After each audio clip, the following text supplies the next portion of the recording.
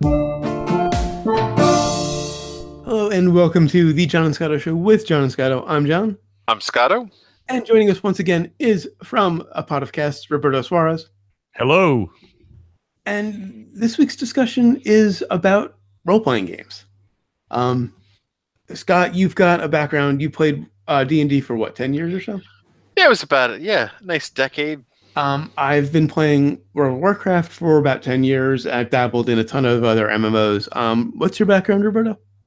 I was a D&D player back in my high school days, and as an adult have dabbled here and there on some other simpler RPG systems that I wish to have a little bit more time to play with and delve into. Yeah, that's something I'm interested in because I'm toying around with developing a couple of systems.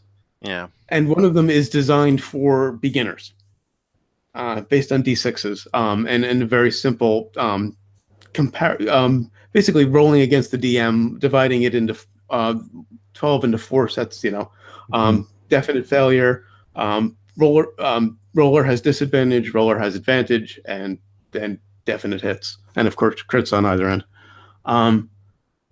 Now, I've also been watching a lot of D&D online, a couple of streaming games, High Rollers on the Augscast live channel, and Critical Role on Geek and Sundry. Scott, have you watched any more Critical Role? No, I've only watched the first hour.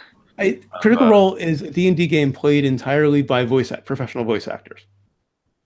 So the role play is fantastic. Yeah. And High Rollers, it's a bit more mechanics oriented. I also watched one on Geek and Sundry called Shields of Tomorrow. That's Star Trek based. Oh, wow. Nice. It's a game called Star Trek Adventures. Again, uses an unusual system. They use D20s only, except for combat when D6s come in. Also, Vampire the Masquerade uses D6s. They did a one-shot with that. It was tough working a Jedi class into the D&D world, but I mean, it was kind of rewarding in the end. It was just a long time to build up to. You used conventional D&D for Jedi, the conventional roles. Yeah, we worked it in. I mean, we kind of had to water down the power of the lightsaber a bit, but it couldn't just hack through everything. Now that's interesting because I've seen a couple of experimental classes used, particularly on Critical Role. Taliesin Jaffe likes to play odd classes.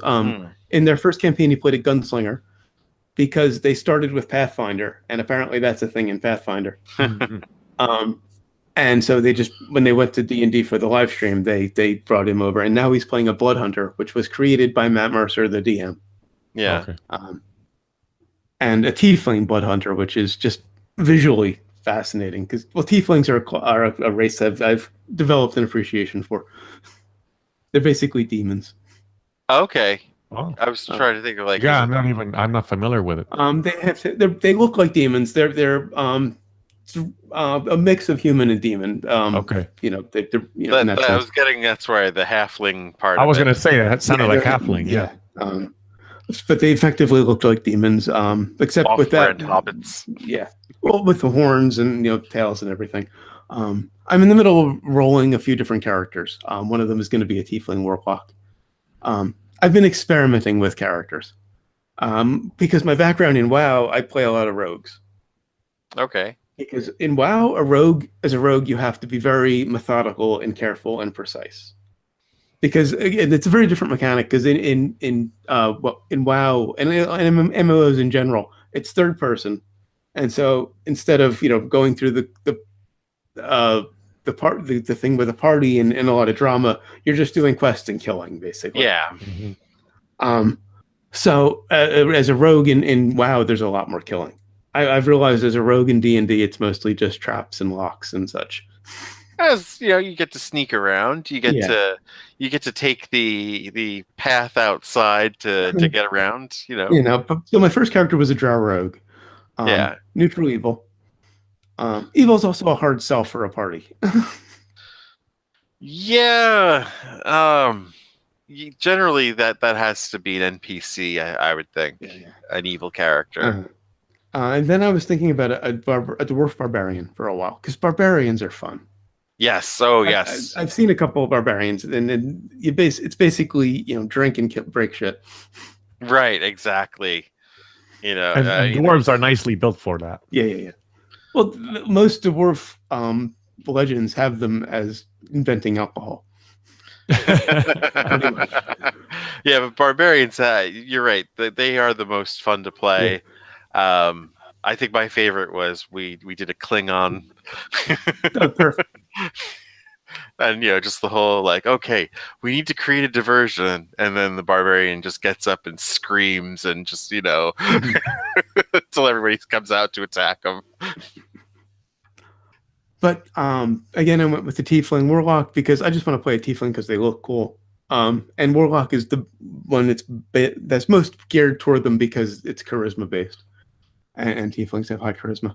You get a picture of this. Tiefling. They're demons. Tiefling. Yeah, that's what I was gathering what you were saying. Okay. Wow. That's kind of Bib Fortuna-ish.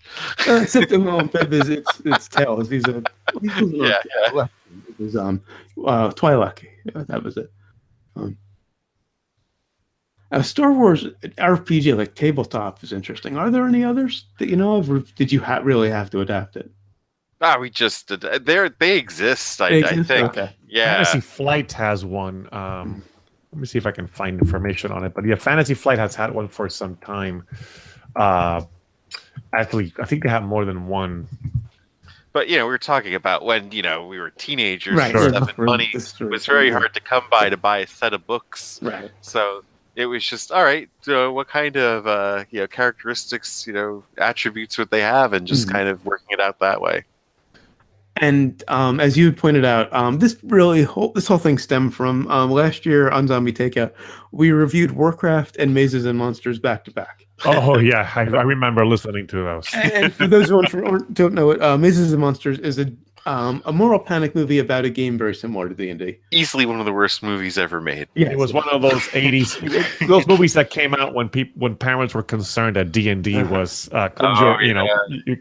communing with the devil kind of thing. I had a lot of shit to put up with back then. And so we were really holding back on the RPG discussion on both sides in those episodes. So we decided to just devote a whole episode to it. Now, my background, again, is mostly MMORPGs. I've been playing WoW for a decade. I've dabbled in Lord of the Rings Online and Dungeons & Dragons Online. Dungeons & Dragons Online is kind of disappointing because all of the quests are instanced. Meaning whenever you do a quest, you're the only one doing it. Oh, interesting. Yeah, solo adventures really get boring after a while. I actually do solo in WoW. Yeah. I can count on one hand the number of pickups groups I've been in. But I don't like playing with other people, but I like playing around other people. Yeah. It makes the universe feel alive. If there are other random people there instead of just a typical first-person game. But yeah, having all the quests instance I didn't like. I've also dabbled in another free one, Runes of Magic. I played City of Heroes for a while. Champions Online, another superhero-based one, DC Universe Online. Star Wars The Old Republic, which I very highly recommend. It's now free to play. Free to play in a limited basis, yeah. And Star Trek Online, which is... It's got some legs, though. That one has been going on for a while. Popular. But it seemed underbaked to me. A lot of them are kind of underbaked. A lot of the free ones, particularly, because they don't have the cash. I think that's why WoW has been so dominant for so long, because it's never gone free. Well, Star Trek for a campaign doesn't really work because you're in a military setting and everybody has the chain of command and stuff, and there isn't as much freedom as, say, Star Wars, which is... I mean, come on, that's the general idea of the party: the wizard, the rogue, Yeah, I mean, it's a fantasy in a sci-fi setting, basically. Yeah, exactmo. But that's set up as a party. I do think that I haven't played the Star Trek MMO, but I believe that they've done some tweaks to it because you're in some kind of an elite force approach, so that you're all like these commandos kind of thing. But there are some modifications being done to it to make It's been a couple of years because it's not available for Mac, and I switched a couple of years ago. And it works if you're running with the commandos or whatever. Like we did something like this, like with the kind of like the Space Marines from Aliens, right, dropping down to the caves of chaos just to take it out every fucking work that lasts. On Shields of Tomorrow, they are basically the bridge crew. The players. You have the captain and the ensign and the doctor. Captain, ensign, doctor, science officer, and the second in command are the characters. And it is a very different sort of game than a typical D&D game where you're basically looking for a fight. Yeah. Although I've always preferred the role play side of it, particularly again Critical Role because they're all actors. When they get to the end of a chapter and kill a boss, they do like an episode of just pure role play. Yeah, there was a lot of character description and action that just I was like, whoa, yeah, we did not do this. Well, because they're also introducing it to the audience. Yeah, you're playing to an audience in that situation. Now, with these simpler systems, Roberta, that you were talking about, how are they? What are they based in?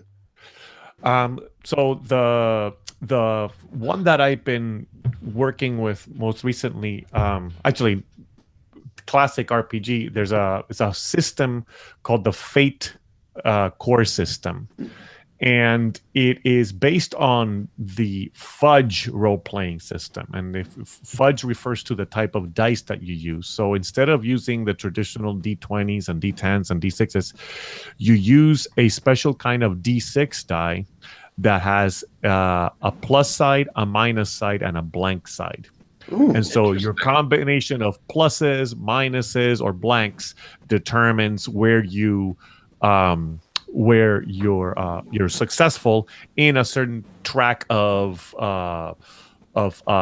they call it ladders. They have these ladders for the different abilities that your characters have.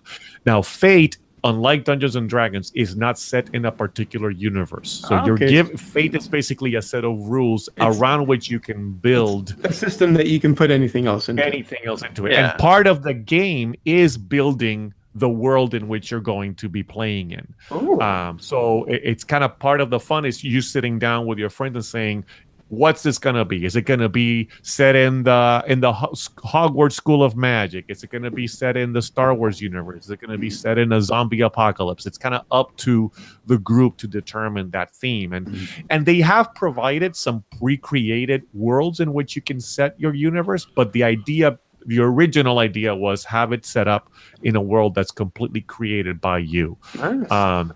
So I would recommend there was an episode of Tabletop, which is one of the Geek and Sundry games, about Fate not too long ago. Maybe it was around last summer. So check it out. It gives you a nice idea of how the game is played and how that process goes. It's interesting that they don't have a particular story around it or a setting, because that's something I'm toying with the two systems I'm playing with. Do I want to create a setting for it? Actually, for the simpler one, I have an idea. I'm thinking about a murder mystery. Because everyone loves murder mysteries. Yeah. And if you start it, you set it in that. And I'm toying with the idea of classes, and I'm getting into hit points and all that. But the other system I'm playing with, it's called Simple that I'm designing. It's called System 10. I'm not good at naming. And it's based on D10s, just percentages, just to keep it simple. But there are no classes or levels. You can train in a number of different skills and kind of, pick and choose and design how you want to fight. And your levels it's a combination of roles that determine, your hit points as you go along. You don't need, set levels per se. We become harder to kill. I mean, it's the whole point of the hit points system. Yeah, anyway. Well, yeah, as you get higher, as you progress. I'm also intending the simpler one for one shot, so I don't really have levels for that. Let's see. So I just went ahead and shared some links with the rest of the group here. The fake core system, yeah. The second link is the one on the fake core system. The first link that I'm sending out is the other very kind of simplified system I just recently started getting into, which is called Expedition. And so what it is a role-playing game using a card mechanic, a card system. And it's meant to be a great way to introduce people to role-playing games. And it comes with kind of pre-built characters, basically, in these cards. And they have, along the card, they have their hit points. And you use a little paper clip to kind of keep track of them. And then it uses an app. And the app acts as the DM. Oh, that's nice. So you load up an adventure in the app. There's some that the company has created, but also they have a community of creators, and there's a template tools. It's open source. Anybody can write adventures for the app, and then you load them on there, and then you basically let the app kind of navigate you through the adventure, and you play with these cards. And the cards represent your characters. It represents the enemy characters. They represent support characters, and they represent loot that you can capture during the game. So it's kind of taking the concept of an RPG and distilling it to the very essence of it. But it's a great way, especially for someone like me. I don't have the time to run a D&D campaign, but I can sit down with my kids and for a couple of hours play a round of Expedition. And it sounds like it could be easily soloed too. Yeah, I've played it solo so far because I've been kind of learning it on my own. Because that's one thing I've run into. I've actually thought about designing a solo campaign because they're hard to find. I found one. I did play through a Lovecraft-based solo campaign that I liked. Well, and these folks from Expedition just released an expansion in a Lovecraft environment. Ooh. So you can now play it either in the original fantasy role-playing environment, or you can now play it also in this Lovecraft mode that they have expanded into. Which just reminded me of something. Both the Lovecraft one that I played through, which I'll link in, all of these links will be down in the description, of course. Both that one and Shields of Tomorrow have an interesting system where you roll to determine the difficulty level of what you're trying to do compared to your skill. So you're trying to roll low. Interesting. As opposed to the usual D&D set. Again, I'm looking for something I can solo because I don't have a party. I've thought about Roll20, but I don't know if I want to do something that with other people that involves talking. It's not like I can go and play Pretend You're Zizzy online, which is for Cards Against Humanity online. Where I just push cards. I've never played. Of course, I have a collection of dice because any D&D enthusiast has to have a collection of dice. Yes. I wonder if I still have mine somewhere. I don't know. And in addition, I've got my expensive Obsidian ones that I keep on my desk. Oh, very nice. Well weighted. That's pulling plastic at this point. I'm not used to it. Yeah. I mean, I would definitely encourage you to check out the Expedition, especially because I think personally for me too, I've been thinking about wanting to create originally started with Fate, but now that I have this Expedition module and it comes with this open source stuff, I wanted to do a RPG set in a Stranger Things type of universe. And I thought, well, this gives me kind of a nice template to maybe try out writing a little adventure and some characters in that. And that actually sets me up for something too, because I'm in the middle of writing a novel, a fantasy novel, and I was thinking about building one of the systems from the setting for one of the systems I'm working on around my novel. But if they have a template already for that, then Expedition, that'll give me a nice starting point, a nice jumping off point for it. It's interesting you mentioned that, John, because in this a tabletop show episode where they do Fate, the one of the people that they have playing is a TV writer, and he says that he used the Fate core system to create the characters for his TV show. Oh wow. Yeah, I can't remember which TV show it was. It was a show that was on not too long ago. I don't think it's around anymore, but he's actually used the tools in his writing for his stories. Oh, nice. Okay. Maybe that'll help me with the novel too. Yeah, maybe. And I just us. That's what the show is, right?